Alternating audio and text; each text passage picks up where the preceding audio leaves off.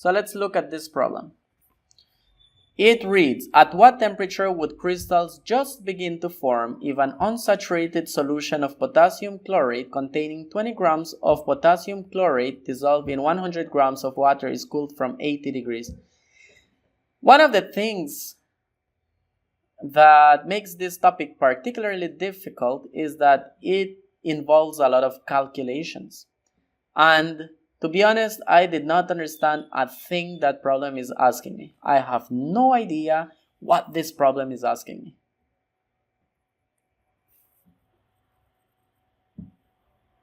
In order to understand the problem, we would need to do three things. The first one is identify exactly what you're being asked for. Normally, what you are being asked for is at the beginning of the sentence. In this case, we see at what temperature. So I know for a fact that I will be looking for a temperature here. And then the next thing, you need to identify what is happening.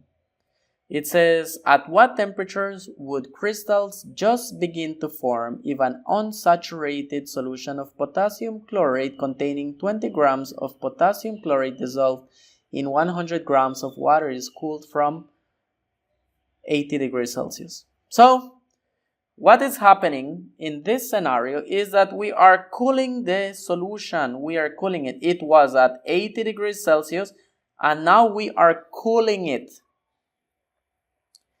Then, the third thing that you need to do is identify what is being changed. What exactly are we dealing with? What are the substances that we are dealing with?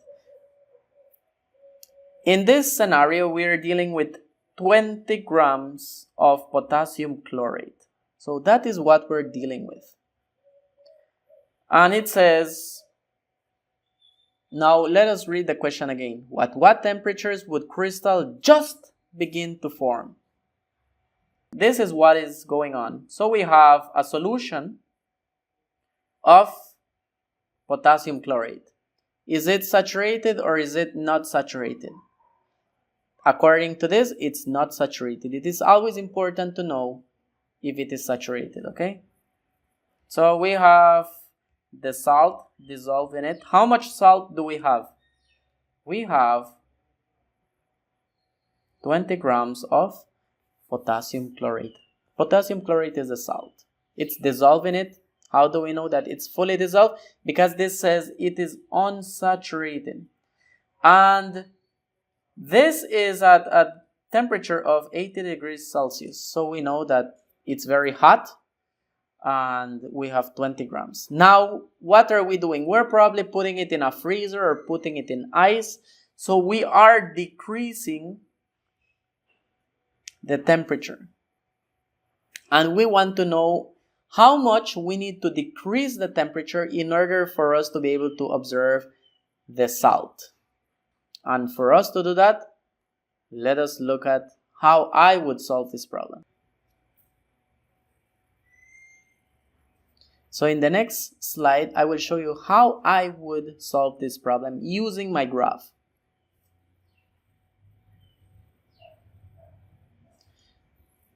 It's telling me that I have 20 grams. 20 grams in 100 grams of water. And I want to know the temperature at which this salt will have saturated this water. At what temperature? So I will move in a horizontal way and then move in a vertical way. And I know for a fact that at a temperature of 55 degrees Celsius, the salts would begin to appear. So I'm cooling from 80 degrees Celsius, I'm cooling it down. And when I reach 55 degrees Celsius, how do I know? Because there's a 50 there, there's a 60 there, and this would be 55. So when I reach 55 degrees Celsius, we know that this 20 grams will be able to saturate the solution at a temperature of 55 degrees Celsius.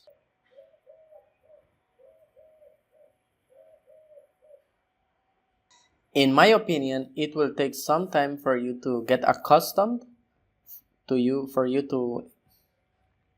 my opinion, I think that you need to rewatch the video, specifically the last part with the graph, in order to fully comprehend what is going on. The wording tends to be a little bit technical, that is why it is a little bit difficult. But you need to practice. Let us look at this problem. Let's start with the simplest problem. It's right here, see? What is the solubility of potassium chlorate at 78 degrees Celsius? So it's asking you at 78 degrees how much salt will it take to saturate the solution. What is the solubility? So what we do, it says 78 degrees Celsius, so we will go to 78, which should be around here, right? So this is the point. At 78 degrees, you move way up, and once you reach the curve, you stop there. Then you move in a horizontal manner, and I know for a fact that it should be around 34 degrees Celsius or 35. So between 34 and 35, that would be acceptable answer. Easy, right? So this is how we would use this graph. Let's look at another problem.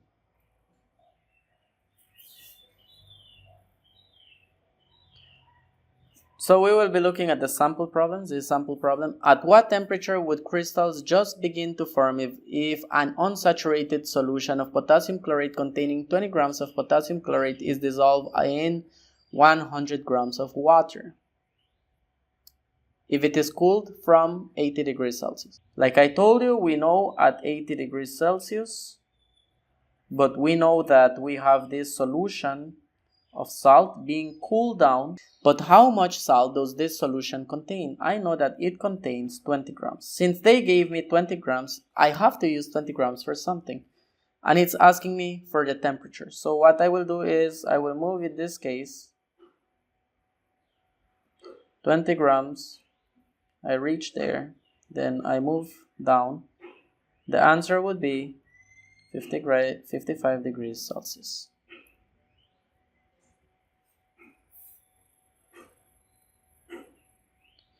Let us move into problem number 3. So let us look at problem number 3 now. Problem number 3 reads as, what mass of potassium chlorate would crystallize out of a saturated solution containing 100 grams of water when the temperature of the solution is decreased from 64 degrees to 22 degrees Celsius? It is like you are speaking Chinese to me, mister. This is because this problem contains a lot of information. The first thing that we need to realize is that we are being asked for what mass. So we will be looking for mass. And it is said that the solution is saturated. So the solution is saturated, meaning that it already contains salt particles that are visible. And at what temperature is the solution right now? It's at 64, so it should be around here. And if we bring it up, it will be around here.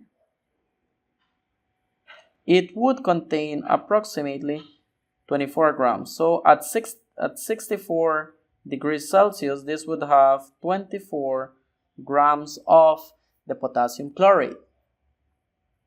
But you're being told that you are decreasing the temperature. So I'm decreasing to 22 degrees Celsius.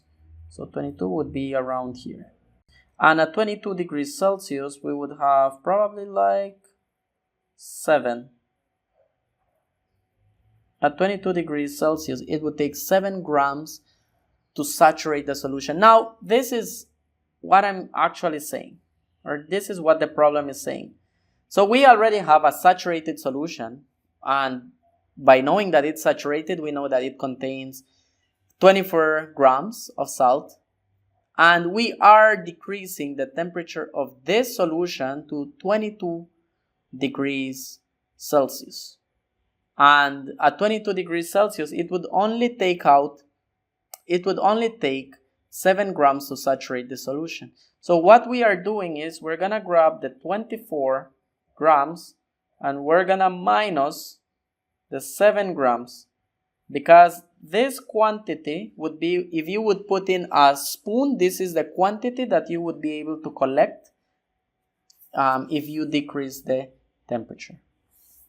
And 24 minus, so it would be 24 grams minus 7 grams. How much would that be? I leave it to the mathematician. It will be approximately 17 grams. This would be one of the problems that would involve calculations.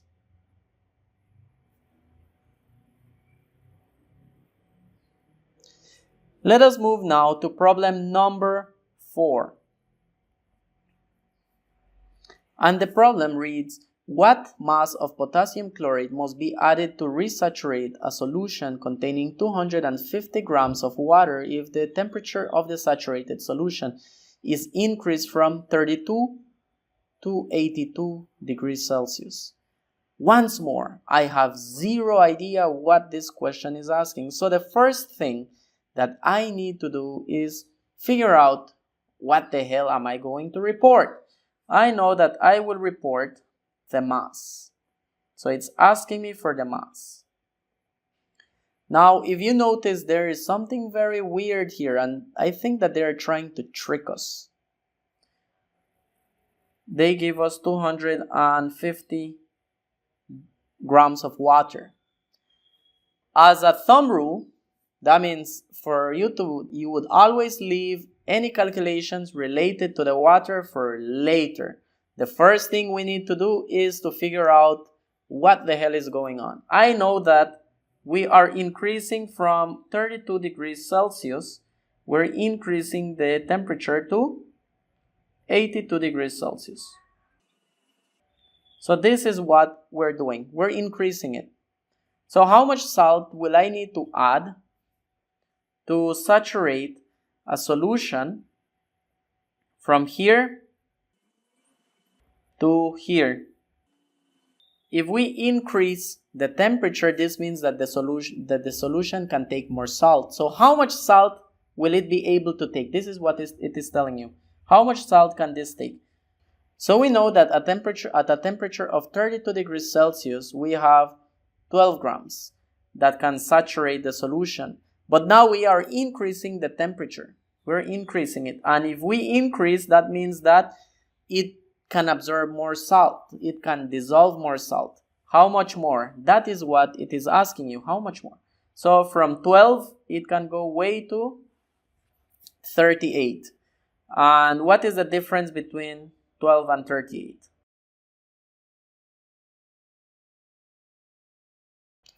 So it would take 26 grams to resaturate the solution in 100 grams of water. But you see, here's the tricky part. They didn't tell us in 100 grams of water. They told us in 250 grams of water. What are they doing? Why are they torturing me? So this is how I would approach this solution. 26 grams would be needed to resaturate 100 grams of water. That much is true. How do we know? Because we took it from our graph. But we don't have 100 grams of water. How much do we have? We have 250 grams of water. Look, I write the units on top of units. Grams of water. Grams of water. Grams of salt. Do we know how much grams of salt we need to add to 250? No, we don't. So what we're going to do, we're going to cross multiply here. When we cross multiply, we put it in brackets. Always, always. It is a good trick. And we know that 26 grams of salt times 250 grams of water. So we're going to continue here, up here. So this is how you would arrange a cross multiplication problem. The cross multiplication would require you to write everything in one single line. So here it is. In this cross multiplication, we're saying 26 grams of salt times this one times this one. So we will write it down here in brackets. 26 grams of salt times 250 grams of water. Then we write an arrow to divide both multiplications. Then we go to the next one, x times 100 grams of water. I don't want to sound like I'm being a little bit weird, but every time that you have an x in an equation, you want to leave an isolate your x the same way that you would want to leave and isolate your x. Haha. So how do we isolate x? We will divide by whatever number is beside the x. So divided by 100 grams of water divided by 100 grams of water. So if you end up doing the calculation correctly, you will end up with the following. So this one would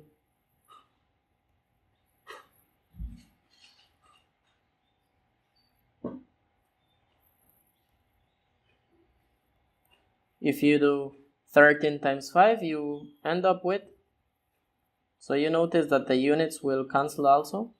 Grams of water divided by grams of water, so we're left with grams of salt. So it will be, according to this scenario, 65 grams. Is the answer correct? Well, I cannot really say that my answer is correct or incorrect because these are only estimates. Your answers might vary depending on how good your graph is, okay?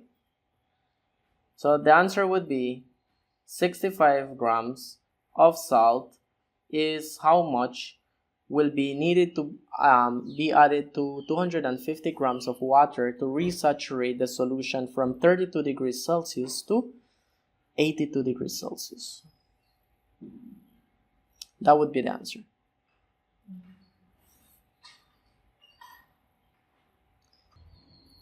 So we finally reached to problem number 5, and this is what I need you to do.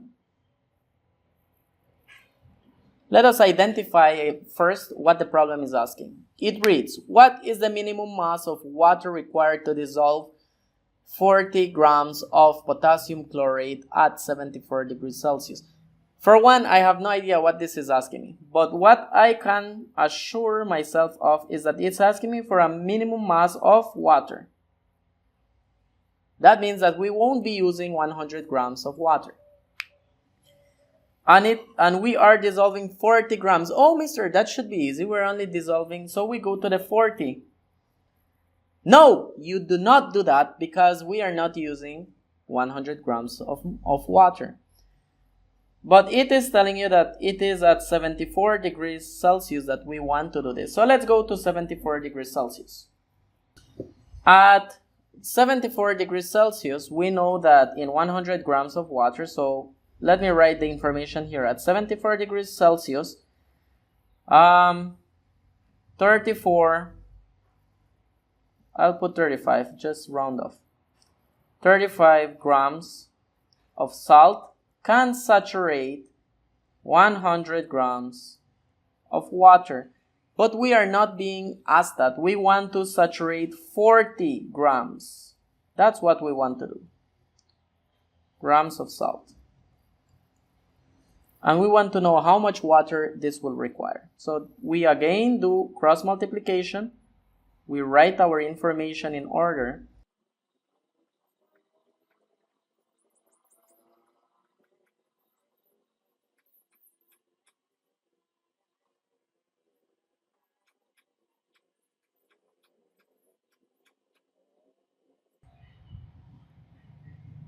So your final answer would be 125 grams of water would be needed to dissolve 40 grams of potassium chlorate at a temperature of 74 degrees Celsius.